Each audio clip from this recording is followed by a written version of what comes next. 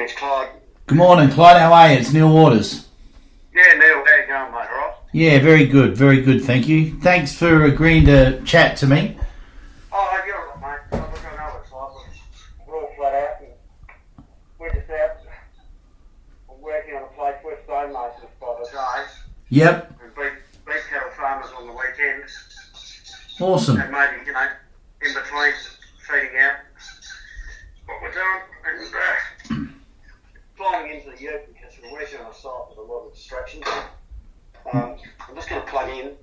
Yeah, I can hear the galahs in the background. Yeah, oh yeah. Yeah, I'm working between Mount Torrens and Birdwood. Yep. Down near the Torrens Valley. There's a creek that runs through, Yeah, right up the headwaters of the Torrens itself. Yeah, that's it. Yeah, we're just working for some sheep people out here, and just doing some repairs. I had a brown snake get in the house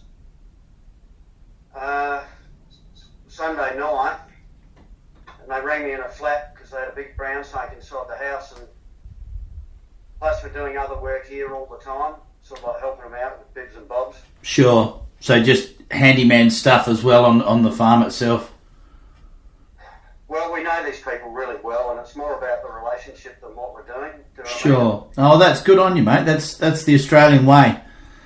Well, it is. You just sort of, they're good people, and they run a lot of sheep, and they're always overrun with work and jobs to do. So So you've been on the land your whole life, mate, pretty much, from what you told me, from when you left school? Well, I have, and then I went to the city for a bit because my wife came from the city and I hated it. And I was in Adelaide. I was sent to the city school in Adelaide, but I hated that and I ran away. And I just, they kept on sending me back there and I didn't want to be there, so I just walked out of the joint, Yeah. How old were you? I would have been 14. I just walked away. And that took you further bush? Yeah, sort of knew a few people and just ended up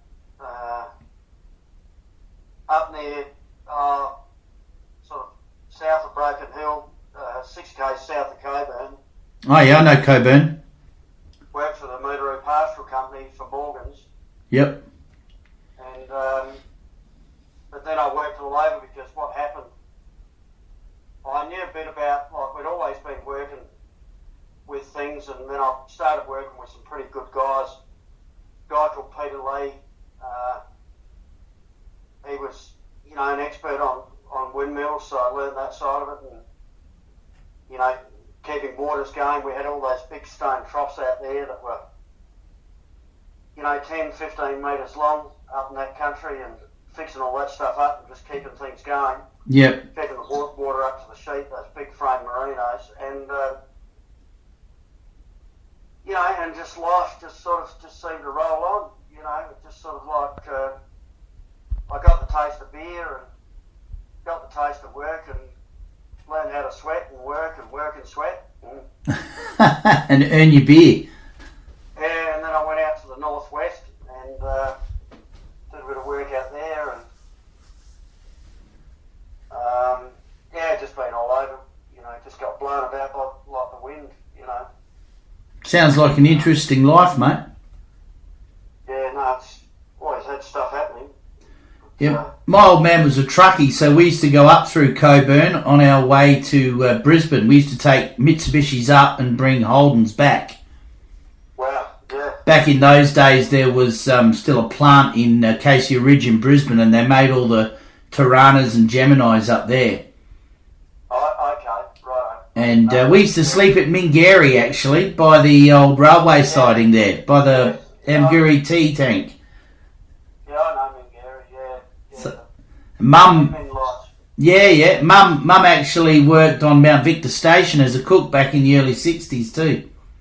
Oh, wow, yeah, right. So, I'm reasonably familiar with that country anyway from being a kid going up through there. Well, I remember when it was all getting bitumised out the other side of Wilcannia, and they were putting all of the new bridges in over the fords that would go through those water. What were they called? Channel country out there. Yeah, yeah. So plenty of memories. Like when I was up north, I saw some strange things, and but it was only when I came back to South Australia, back to Adelaide, and it was back in 2008. We bought our property where we are now in 2007, the May the 28th, 2007, and it was in 2008, and it would have been around this time of year. I didn't write nothing down, but I was just coming home, and I came back through Swamp Road, Lenswood. Yep. And then I used to take a shortcut across the home down Fox Creek Road. Yeah, I know Fox Creek Road. Okay, so I came over the crest of Croft Road, which is right up the top there. And then you go through that windy bit before you get down the flats on the bottom there. Yeah, exactly. And then you got that hill, that decline. Yep. From the windy bits, you've got that decline, and that's where the event happened. And I was, when you come home and you've been working all day, you back off, you're not rushing, you just sort of, I would have been doing probably 45, 50 Ks. Yep. Wouldn't have been any more than that, because I'm cruising home, and I used to like the coolness, and I used to keep the windows down, and because I've got air conditioning, but it all ran out, the gassing stuff. Yep. And I just got the windows down, I'm just cruising along, and this weirdest dog I've ever seen in my life goes across the front of me. Like, he came halfway, and then I put my foot on the brakes, and then he decided to go in front of me, and he disappeared the other side. And I thought, fuck me, that is the strangest looking dog I ever come across. It wasn't, it wasn't a Kelpie, it wasn't a blue heeler, it wasn't a fox. And then I was going through all the breeds. Well, what was happening then is we were getting established on the property, and we had more jobs and more things to do and I put it out of my mind for a while. I just thought it was like, not a Labrador, but I don't know, it was just some sort of mixed up dog. And then the other day, I joined I was just looking at your website. Yeah. And I joined it, and I was just browsing around some of the photos and that, and it kind of looked like that, and it had the weird tail. Yep. And you don't remember seeing stripes? No, it was sort of. It was starting to get a bit dark, so I couldn't really make that out. Sure, so you'd kind of just on dusk. Yeah, which was kind of. It just was what it was, I had no preconceptions about Thylacine. Yep. I didn't even know the word, right? Sure. I didn't even think that anything like that was over here till I went on your website, and then I sat there in bed one night, and after I looked at your website, and everything started to ring true. The penny kind of dropped. Yeah, the penny dropped, yeah. Yep. Now, you got reasonably close to this thing because you had to hit the brakes, basically, didn't you? Yeah, that's right, yeah. And it was sort of like a brownie, I don't know, like a dirty brown colour. Like a western grey kangaroo when they get that browny colour in them? Yeah, maybe, yeah. Yep. Yeah. But there wasn't enough light around to really distinguish. to give you a truthful. But it was also like more the shape of the dog too, because it was like, and I just thought, it's some bloody thing that's got out of the compound, should get a gun and shoot it, Yeah, sure. Probably killing someone's stock. Yeah, but you know, you work on the land, mate. You got to protect your stock. It's just the way of the game, really. Yeah, well, it's the first thing, and but I run beef cattle, but we haven't had any problems up here with dogs or. No, there's no wild dogs in the Adelaide Hills. No way. There's no dogs up here, and I know what a dog looks like because I worked up. I worked for Richie Ragless out at Putterford Station. You've seen plenty of dingoes before. Oh, mate, yeah. Yep. And Richie and Pauline, and they later went on to buy Beltana Station. Okay. And then I worked for Morgan's, and in the early days, my father was a builder, and I learned to do stonework and whatever, and then my career flicked over to stonework a bit because we were sent to fix up old tanks and buildings and stuff, and so a bit of that training came in handy. Well, yeah, and so sort of dragged you everywhere, and then I did a bit of work on neighbouring stations and on weekend moonlighting, and So you've been on the land for, we're talking 35, 45 years, yeah? Yeah, and that was the first time I've seen something like that. Okay, just a side question. Now, we've had many examples of this all over the hills, and I've actually got a video from the Burbwood to Mount Torrens Road. Have you come across many kangaroos with their heads missing? Well, strange you say that. Like, out the back of us, my son and his mate get up to all sorts of nonsense, and they go out shooting at night, and God knows what they do. And there have been a few roos with heads missing. Yep. I just thought it was them fucking around. You know what kids are like. They're bored little shits, And do silly things. they do stupid shit. Yeah. And like, I come home, I'm tired, all I want is a meal, and, stare at my phone for a bit or watch something on telly, which is not very entertaining in these days. Nah. And just forget about it all. Forget about it all, go to bed and do another day, Yep. There's been a little bit of that, and but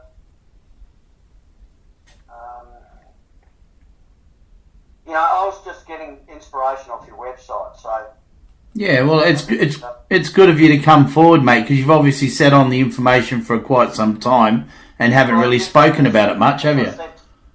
Well, I haven't because, I'm a bit of a character, and, people sort of think you're telling tall stories, Yeah, I get that.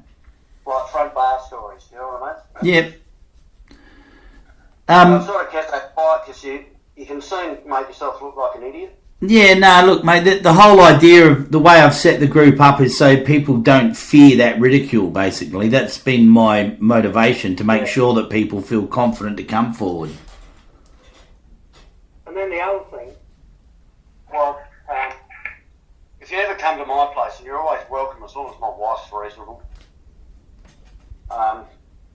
she sort of thinks I'm the greatest storyteller that ever hit the face of the earth, Yep.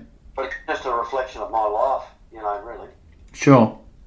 But if you ever come to our place, and whether you stay or not, that's, if you're a weary traveller, whatever, you'll always get a meal with me. I'll take you up the pub. If she's not around, I'll get a home-cooked meal. That's all good, mate. I appreciate the gesture. Oh, well. My daughter's still in Adelaide, and she's getting married at some point in time, so I've got to get my butt back there somehow, sooner or later. Oh, yep. Yeah, right. Now, I quite often go to bed early, right? Yep. I'm absolutely knackered. Like, I walk in, I'll have a shower, and wash the day off my back, then I'll have a meal. And more often than not, I'll head for bed because I'm just tired. Yep. Well, I'll sleep, depending on how tired I am, from anywhere from between 8:30 and 9 o'clock through to 1, 2 o'clock in the morning. Then I'll get up, because I'm a diabetic. Okay, yep. So I'm always looking for a drink. always thirsty. I'm trying to keep it under control, but, you know. So I wake up, because I tend to get really thirsty. I drink a lot of water, whatever, lime juice, whatever we've got in the house. And then my bladder will wake me up, and I'll be up at 1:30, 2 o'clock in the morning, sometimes 2 or 3, right? Yep. So one night I was up, and I just walk out in the back lawn, because I like the fresh air and all, you know, and have a squirt, and, you know, like I know the sound of koalas, and I know the sound of the dogs on the neighbouring properties, but there was this yapping which wasn't like a fox. Okay. And I just sat out there. See, we're not that far from Fox Creek. Like, if you look at it on the map, okay? Yep. And we've got a set of stockyards that I've just had to rebuild because the fire's going through. Spent 3 months of my life doing that. Anyway, I'll give the whole story if you ever come over. And we've got before the fires came through, there was a forest, and it'll still be indicated on, if you go on the maps or whatever, you'll see it. No, well, there's a ton of gum on I've got to get this right, on the southern side of Langley Road. Yep. And then on the northern side of Langley Road, there's a big forest. And a lot of kangaroos in there, and, you know, those kangaroos, like, they'll rip your dog in half, but, you know, you just don't, you take your dog with you, but you don't let it... Yeah, big male kangaroos are a formidable creature. You don't mess with them. Rip them up. Yeah. And I was out there that night, and I generally have a bit of not a midnight break, but I'll just stay awake for about an hour, right, until I start to get a bit weary again, then I'll sleep properly again. Yep. And I was up and I was outside, and it was nice and freshish, you know. And I was listening to this yapping, and it was just like, it wasn't yip, yip like that, like a young dog. It was a lot deeper. I don't know what it was. I got no idea. To this day, I couldn't tell you, but... You've heard plenty of foxes before. And the dogs didn't like it. Did they cower down? Did they make any noise, or what did they do? They did cower down, and they didn't say a fucking thing. Yeah, okay. And then I brought the dog back inside, because I just got this bloody feeling on the back of my neck. Yep. And I just thought, nah, I don't like this. And then I went back inside and went back to sleep, you know. How long ago was that? No storytelling, nothing fantastic, nothing. How many years ago was this, mate? Only recently. I reckon it was about February. Last year. February. Yep, okay. Because you had more fires again, didn't you, last year? Or the year before? Yeah, we did. We had the Cuddler Creek fires. 2019. December the 20th, 2019, and that took 4 tractors. I lost a hay shed. I lost all my fencing. Yeah, okay. Just brought me back to square one again, and now I'm doing fireproof fences. Yep. I built myself a set of steel cattle yards like I used to build up north. And we got another place out at Woodside, which we rent, and I had a set of portable yards. Well, someone come and nicked them, didn't they? As they do.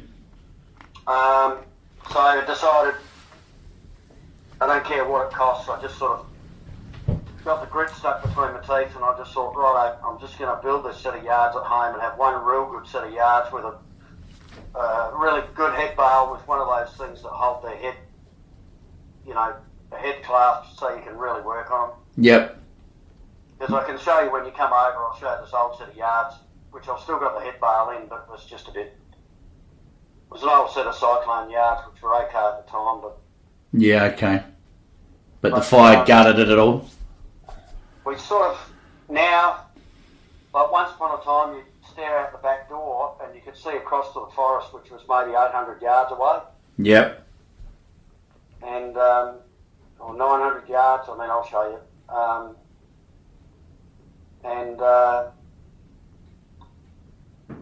yeah,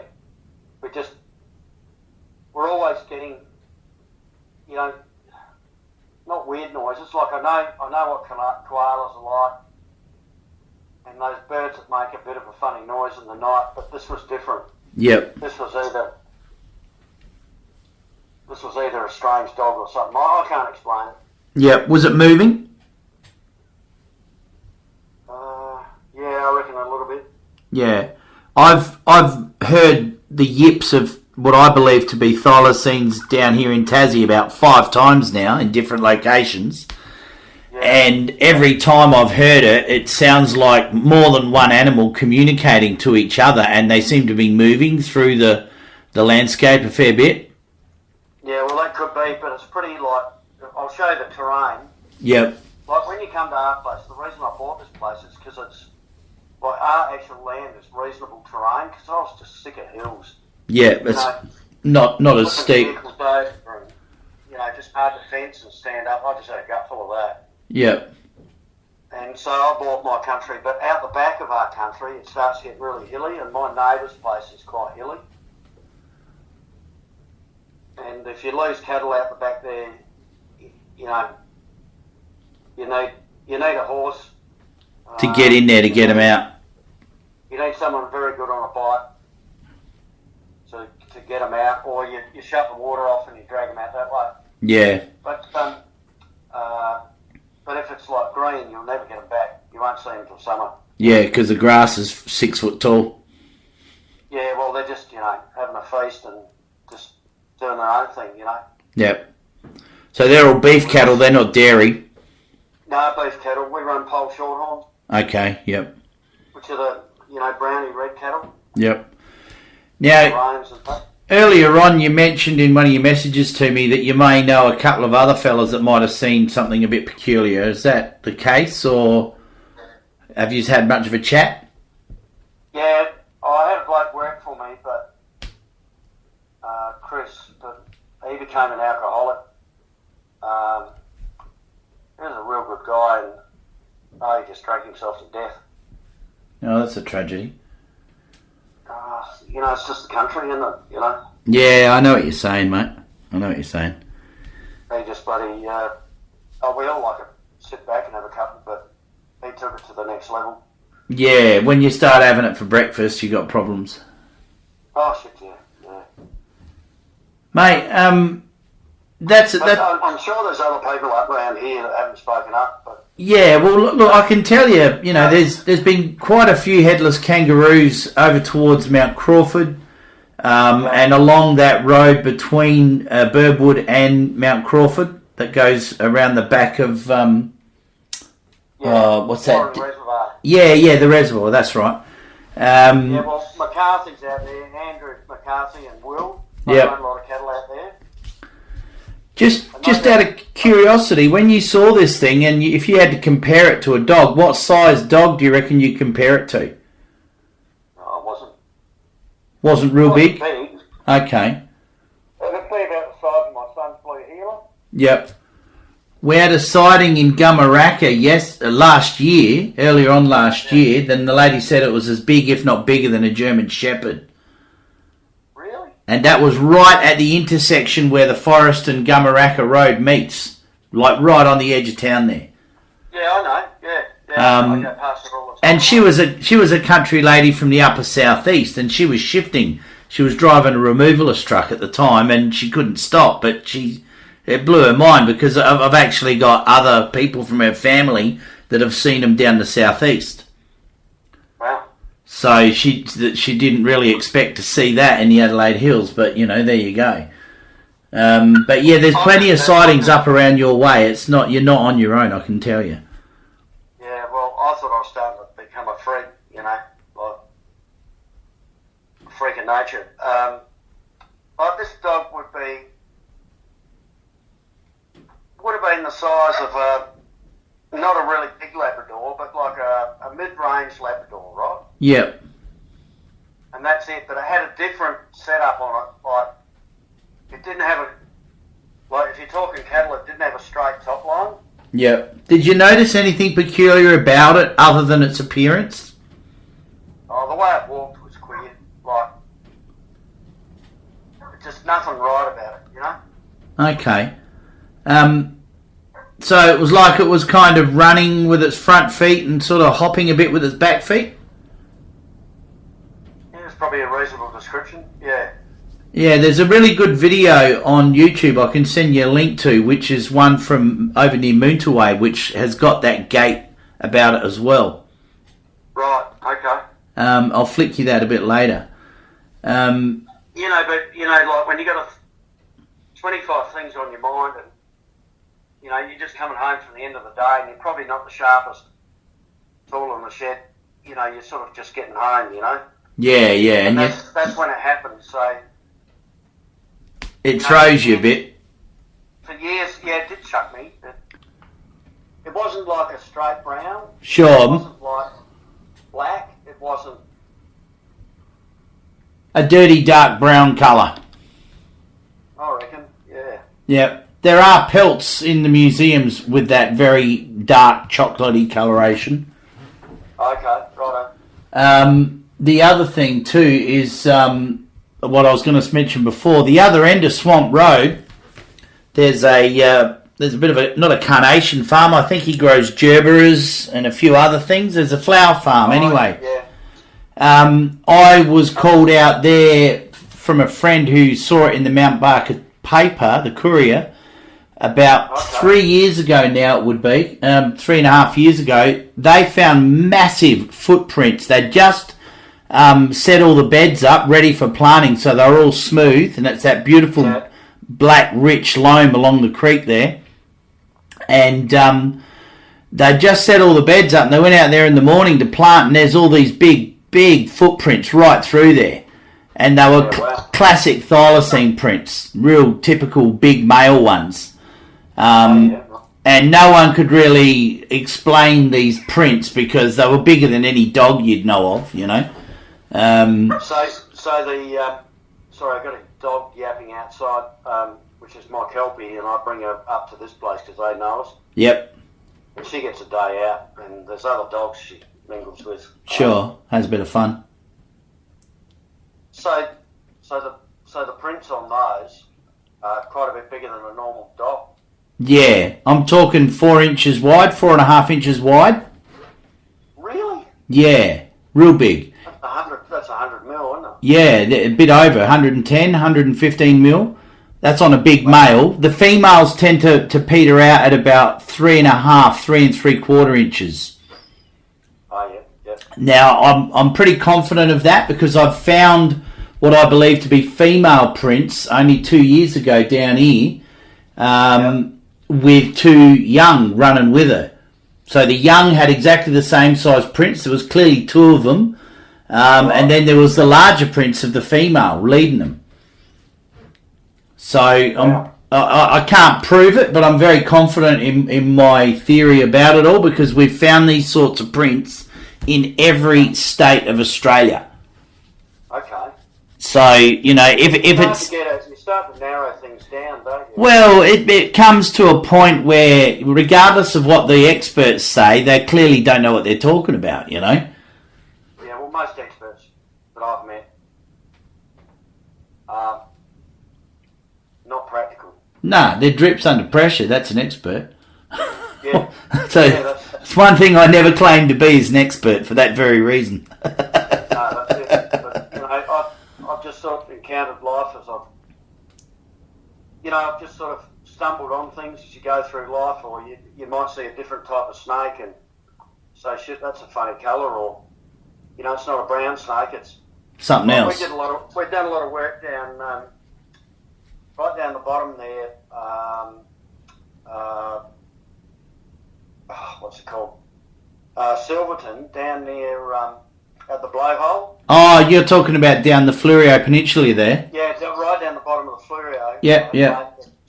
Got a place, but he passed away. His name was David Renison, and he bought the old place that Sir Edward Hayward had. Oh, really? That used to own John Martin's. Anyway, this place is unbelievable. I mean, it's... I know the place you mean, because I used to work for Carrick Hill. I was the head gardener there.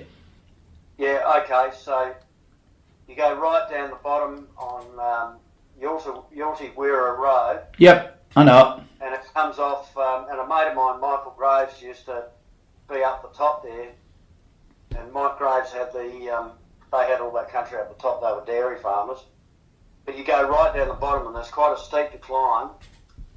And then the property overlooks. You can see Kangaroo Island. It's a beautiful spot.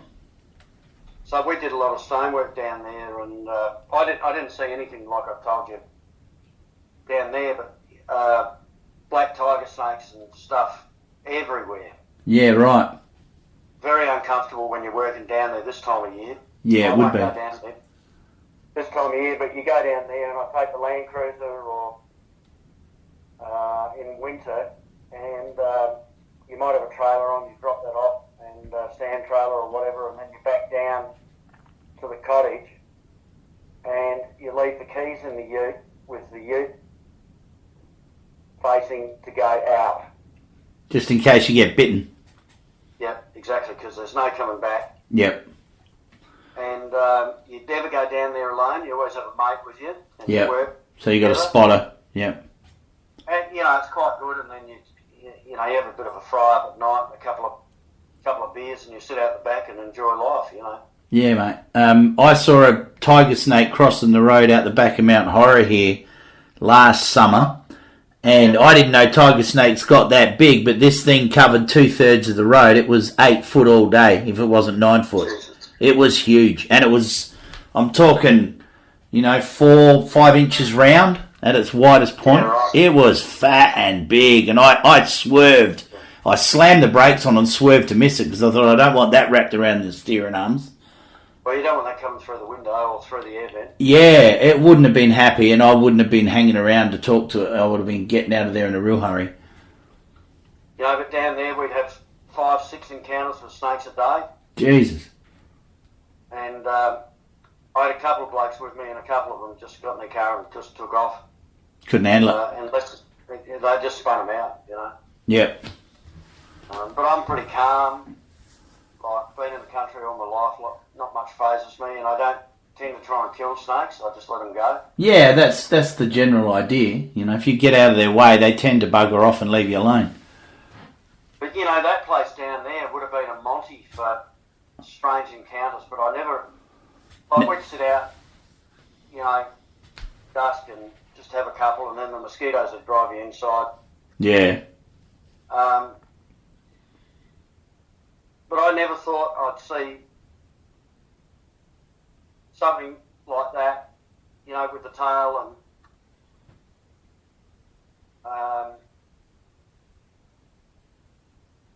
and then when I saw your video, saw your pictures and stuff. Yep.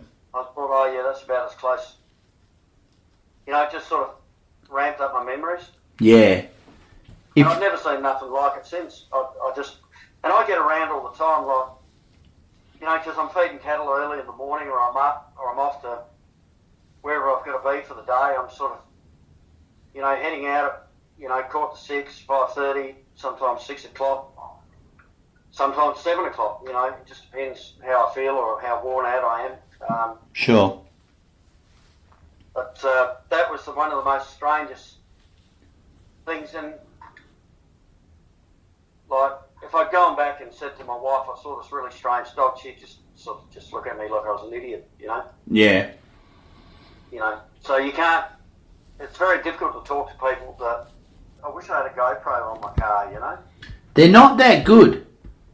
Oh, right. I mean, they're all right, but they don't actually give you, unless the thing stops dead right in front of you, 3 metres from the bumper bar, and you stop moving, you're not actually going to get that good of footage.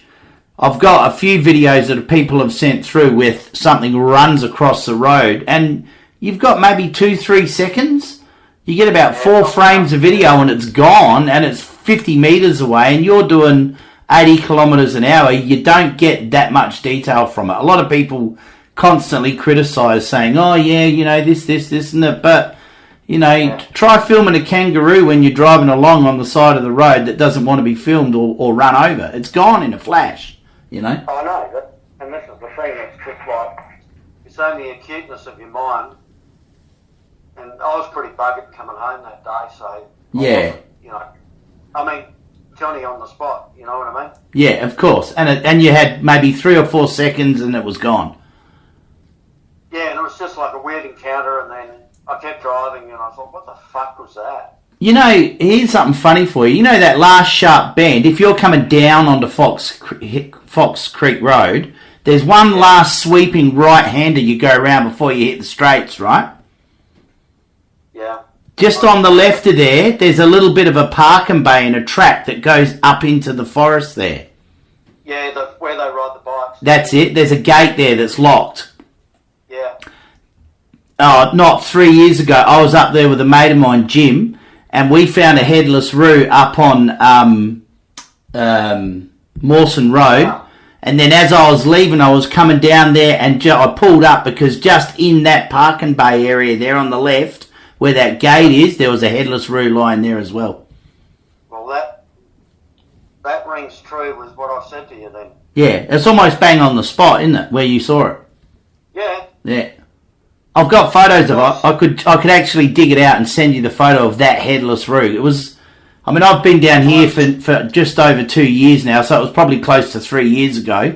But the other day, my son's dog got off the chain, right? Yeah. And it slipped his collar, and he's a blue heeler and he's a biter. Yep. So people turn up, and when I'm around, he tends to bite people, but not my son. Okay. He really loves, because I'm very nice to dogs. Like, I've got a calm temperament. I make sure they always get fed, and I pat them and hug them a lot, and give them a lot of love, you know. Yep. And he just loves me, that dog, and he's protecting you. This has nothing to do with what you're talking about, but just about distance, this tells you. So it must have been, my son leaves early in the morning because he's an electrician in training. Yep. Doing his apprenticeship, and he works down at Defence. Oh, yeah. And he must have smelt the tyres, or I don't know, he had some way of tracking my son's vehicle. Slipped his collar, and I was still asleep. I slept in till 8 o'clock or some bullshit. And I get this phone call. Someone that knew us seen it on Facebook. Oh, look, Oscar's dog's in Gummaraka. So he went from home. It was about 4 k's to Gummaraka. Yep. You know, called me while I was sleeping. So it doesn't take much for him to travel a fair bit of distance. Oh, nah. No, it doesn't take long at all. If they're on the run and they're on a mission, they just go. Yeah, so, you know. I got a Kelpie point across, and she just legs it up here. She gets the smell of a paddy melon, and she's just gone. And there's no call on her back. She just won't come. What's the deal with paddy melons and Thylacine? Oh, you're talking about from my photos from February? Yeah. And that girl, sorry? the girl that she was inside that somewhere. Oh, yeah, just the other day she was talking about it. Yeah, well, look, paddy melons are a rufous wallaby. That's their proper name, but they call them paddy melons for some reason. But they're so abundant down here, they'd have to be a part of their staple diet. There's just millions of them. Yeah, right. Okay. So, you know, they know what they want to eat. They nearly always go for their natural tucker if they can. They do take sheep occasionally, but only if they're really desperate and feeling lazy, I'd say. They tend to hunt wombats, paddy melons, but I've got stories of them taking rabbits from rabbit traps, eating lizards, all sorts of shit, eating ducks and chickens. There was easy prize. That you know, all predators will be opportunistic if it suits them. Like even my dogs, you know, like you leave the chicken cage open and you haven't collected the eggs, they'll clean them up. Yeah, that's it. They're not stupid. They know what a free feed is, and if they're hungry, they'll take it. So. But we had a situation in Harndorf I think it was about 2016, 2017. There was 4 houses in one street that all lost their chickens in one winter. Okay. And one gentleman saw the culprit that took his, and he swore black and blue it was a thylacine.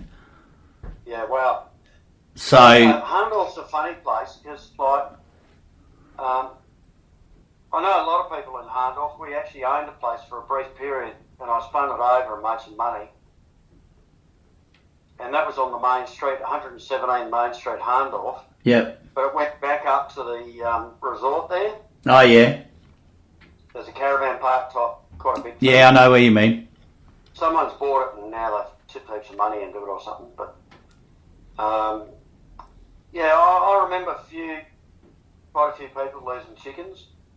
But we were there such a short time, I didn't get chickens. Like, I just didn't have... I was too busy. I was trying to renovate the property and... Yeah, just to spin it. The butchers, the people that used to own the butchers, that was their grandmother's place. Okay, yep. Their name was Noski. Yep. And they were the local the butchers. And the old bloke used to have a killing works down on River Road. Yep.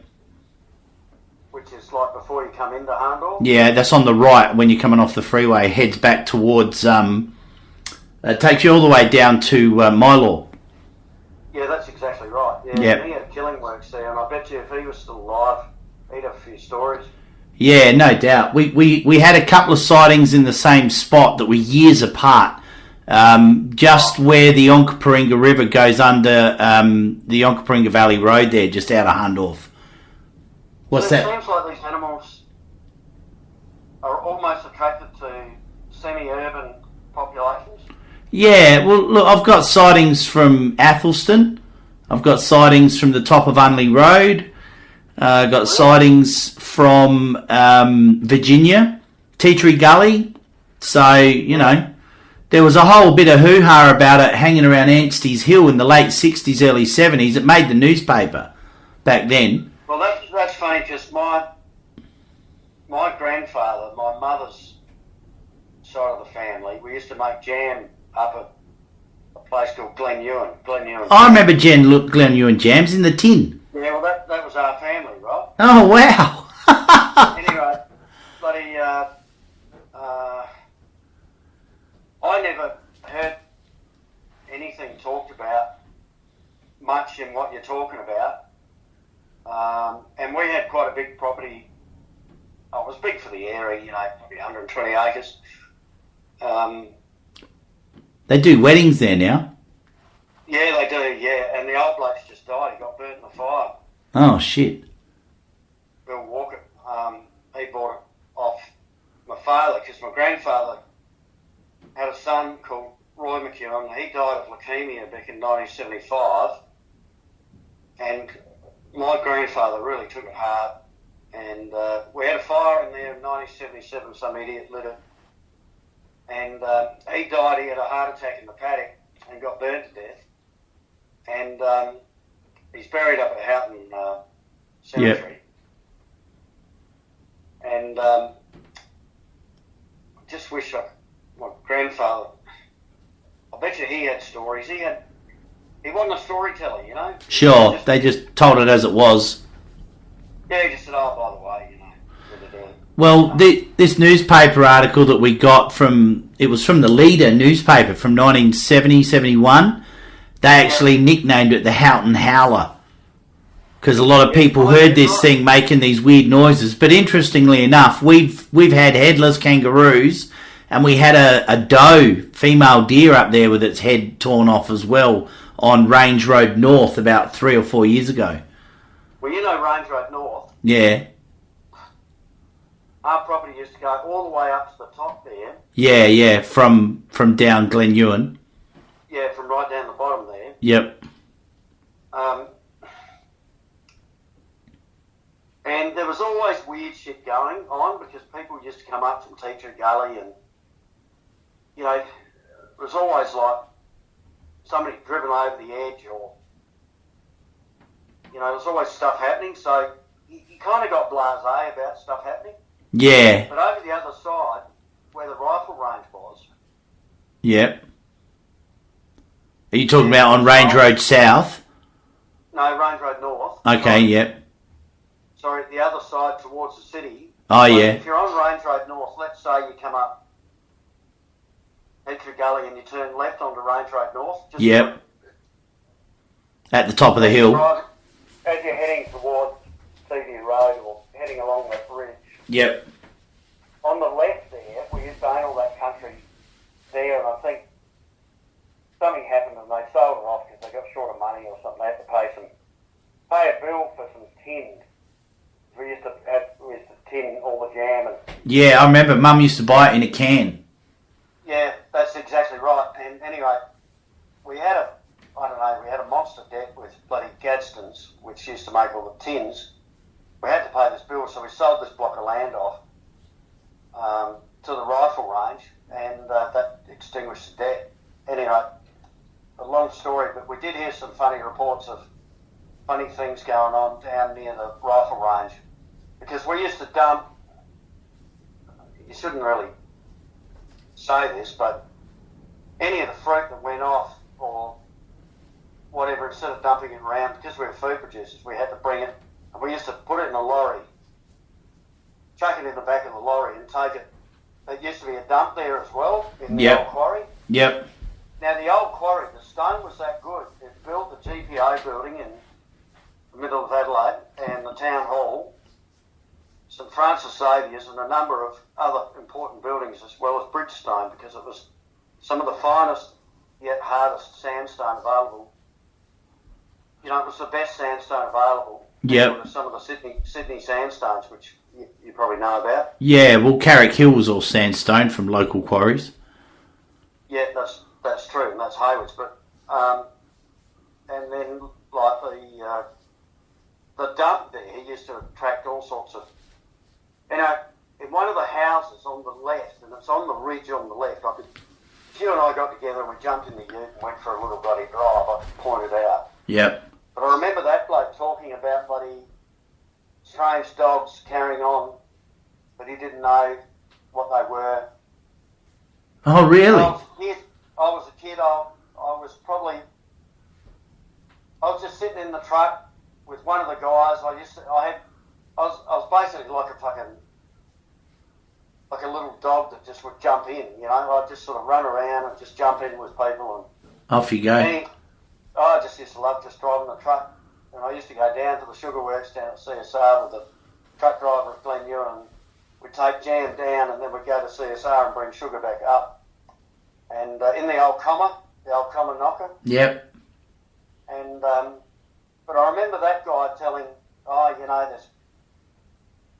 grandfather. I was with my grandfather one day, and you know, you got to tidy up. You got to bloody, you know, we can't have this, and there's all sorts of strange dogs yapping around here. But I don't know if it's anything about anything to do with. Well, it's all. I remember him carrying on the dump. We used to put everything in the dump, right? Yeah. So it was like a free and easy spot to get a meal or whatever, dead kangaroo or bloody. Yeah. You know, a sheep that bloody went arse over tit. We had to drag it out of the valley as the health department would close us down, right? We had to take it over the side of the hill. Yep. Just get rid of it so no one could see it. Yeah, exactly right. Yeah. Just clean up, you know. No, that's awesome, mate. I really appreciate it, and I'll definitely pop in, if not for a night or two, for a good feed when I do get over there. No, good on you, Neil. Thank you, mate. Awesome, mate. All the best. Stay in touch. Okay, yeah, I've got your number. I'll save it. Okay. No worries. And if you get a chance, have a look on our website at some of the photos and stuff on there. Same name as our Facebook, same name as our YouTube, but we've got a Thylacine Awareness Group of Australia.com.au. Have a look in there. There's some good photos. No, I'll do that for sure. Thank you. All right. Good on you, mate. Cheers. Cheerio. See ya. Bye-bye.